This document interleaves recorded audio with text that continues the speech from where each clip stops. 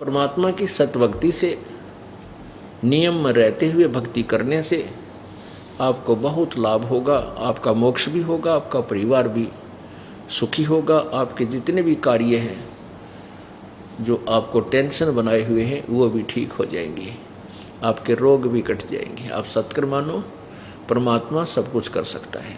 लेकिन हम इतने उतावले हो जाते हैं कि हमने आज लाभ हो, इब्बा ठीक होता नहीं था, हम चले यहाँ से चाल के कित कुआं में पड़ोगे, सारा धक्के खाए, हमने सब देख लिया, कितना कुछ नहीं पाया। परमात्मा कहते हैं पर्वत पर्वत में फिरा कारण अपने राम, और राम जैसा संत मिला जिन सारे सब काम। कबीर परमात्मा कहते हैं धीरे धीरे रे मना, और धीरे सब कुछ हो, माली सींचे सौगड़ा समय आए फल हो। एक आम का पौधा हम लगाते हैं और उसमें ना जाने कितने वर्ष तक सैकड़ों घड़े पानी के सिंचाई करते हैं, और जब 10-12 वर्ष में जाकर के आम का पेड़ बहुत बड़ा हो जाता है, और बड़ा होकर के फिर वो फलों से लदपद होने लगता है, और इतने फल लगते हैं खुद भी खा ले, रिश्तेदार भी के यहाँ भी पहुँचा देते हैं, और अड़ोसी पड़ोसी भी तोड़ दे जाते, वो फल समाप्त नहीं होते। तो पुण्यात्माओं, इस राम नाम के सतभक्ति रूपी इस आम के पौधे को अब आप बीज रहे हो। अभी तक तो बबूल बीज के उसकी सिंचाई कर रहे थे, जो गलत संतों के पास गलत साधना रॉन्ग वर्शिप कर रहे थे, वो तो बबूल बीज रखी थी, उसका काटे काटे थे। अब आपको ये सतभक्ति रूपी आम का पौधा मिला है, इसको बीजा है, कुछ समय दो भगवान ने। इस दास का को जब आदेश दिया पर मेरे गुरुदेव भगवान ने उपदेश देने का सन 1994 में, आज 15 वर्ष हो गए, जो जब से हमारे साथ विधिवत लगे हुए उन परिवारों में देखो किसी के कांटे का भी दर्द नहीं। यदि कोई गलती करता है वो अलग बात है, जिसने अपना नियम भंग कर दिया उसको तो हानि होगी होगी। आज उनको कितने सुख दे रखे हैं भगवान ने, उनकी पूछ कर देखो, उनसे बात करके देखो, उनके जबान का थूक सूख जाएगा। अपने गुण बताते बताते, सुख बताते बताते आपके कान बहरे हो जाएंगे कि सचमुच ऐसा हो रहा है, हो सकता है, आपको यकीन नहीं होगा, और उनके साथ हो चुका। तो पुण्यात्मा को समय देना पड़ेगा आपको, और विश्वास रखना पड़ेगा। ये इतना ज्ञान इसलिए आपको दिया जाता है कि आपका भ्रम मिट जाए, और आपका भ्रम मिट जाएगा, यानी सब ज्ञान से आप क्लियर हो जाओगे, कंसेप्ट क्लियर हो जाएगा कि और कोई भगवान नहीं, रिश्ता अलग कोई ज्ञान नहीं, फिर आपको पूर्ण लाभ मिलेगा। क्योंकि फिर आप यहाँ से कहीं जाओगे ही नहीं, और कहीं जाओगे नहीं तो कहते हैं राम नाम रटते रहो, राम नाम रटते रहो, जब तक घट में प्राण, कदे तो दीन दयाल कहे, बनक पड़ेगी काने। हम नरे पापी हैं। अब पुण्यात्माओं, हम इतने पाप कर रखे, युगों युगों के गिनती नहीं हो सकती,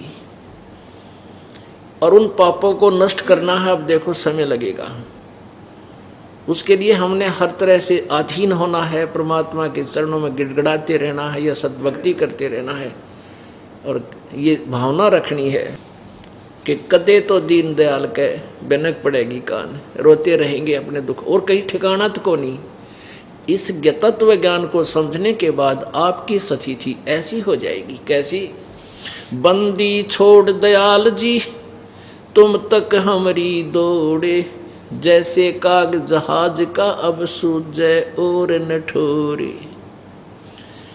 एक समुद्री जहाज जो होता है, पहले समय में क्या होता था कि समुद्री जहाज के ऊपर कौवे बैठकर बैठ जाते थे, और वो खाना आहार जो खा रहे होते थे अतिथि, वो टुकड़ा फेंक देते थे, तो कौवे उसके ऊपर बैठकर उस टुकड़े को खाने के लिए इंतज़ार करते रहते थे कि ये कब खाना खाएंगे, हम इसको टुकड़े झूठों को खाएंगे। और इसी वो जहाज के मालिक और चालक कौवे को साथ अवश्य ले जाते थे, क्योंकि कौवे में एक गुण है प्रभु का दिया हुआ कि वो जिस दिशा से चलता है उस दिशा को भूलता नहीं।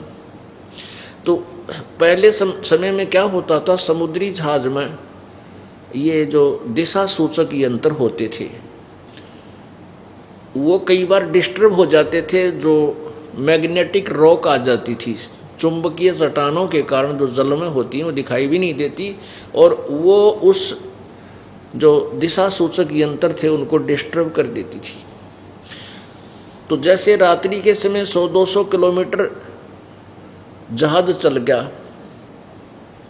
300 किलोमीटर, और सूर्य उदय हुआ, तो जहाज के चालक अपने दिशा सूचक यंत्र को चेक करने के लिए उस कौवे का प्रयोग करते थे।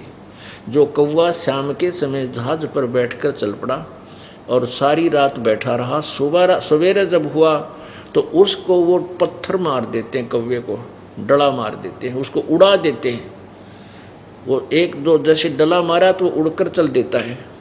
कौवा सोचता है कि हमें इधर से आया था, यानी पूरब से चले थे, तो वो पूरब की तरफ उड़ान भर देता है।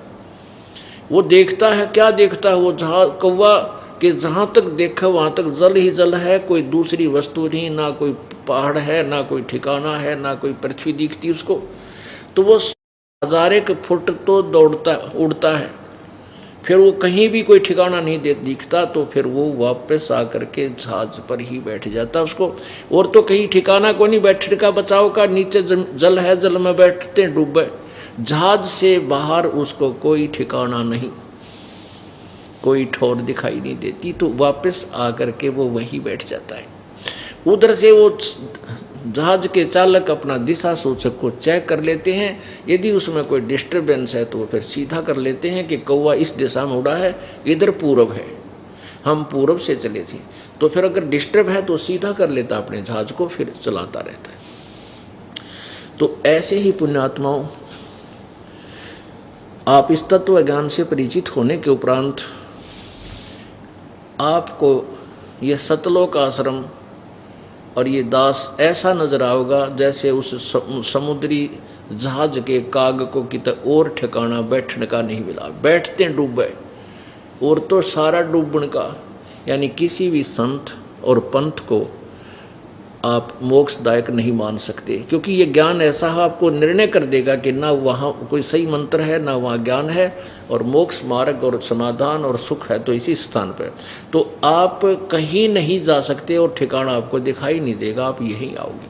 थोड़ा बहुत कष्ट आपके कर्मों का अधिक है तो वो कुछ दिन के बाद मालिक आपकी सुनाई कर लेगा, तो आप कहीं जा नहीं सकते, फिर एक कभी ना कभी तो कदे ना कदे तो दीन दयाल के फिर बनक पड़ेगी कान। ये एक विधि बनेगी आपका यहाँ से, यानी पापनाश भी होने का और साथ में मोक्ष होने का। अब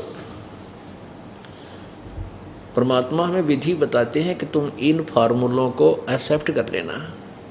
द्वार धनी के पड़ा रहे और धक्के धनी के खावे, 100 काल झकझोल ही पर द्वार छोड़ ना जावे। पूर्ण परमात्मा यानी सतगुरु, पूर्ण परमात्मा के नुमाइंदे संत के द्वार पे, ये धनी का द्वार है। इस दास को ड्यूटी दे रखी है परमात्मा ने अपने बच्चों को सतमार्ग समझाने की और ये ट्रीटमेंट करने की। तो ये धनी का द्वार है, कबीर परमेश्वर का दरबार है। कहते हैं द्वार धनी का पड़ार है और धक्के धनी के खावे, चाहे 100 काल झकझोल ही, 100 आपत्तियां पर आप पर आती दिखे आन दे, लेकिन द्वार छोड़ के नहीं जा, इस दरबार को त्यागना मत। फिर देखना, क्योंकि काल अपना काम करेगा, आपके ऊपर आपत्ति आवेगी आपके कर्म की, लेकिन आपको जो समाधान मिला वो अपना काम करेगा।